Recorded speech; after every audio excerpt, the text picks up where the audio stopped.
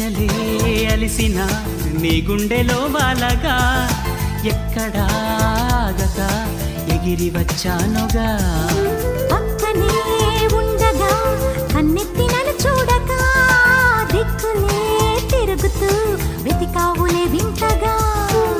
ప్రాణానికి రూపముందని అది నువ్వై ఎదురయిందని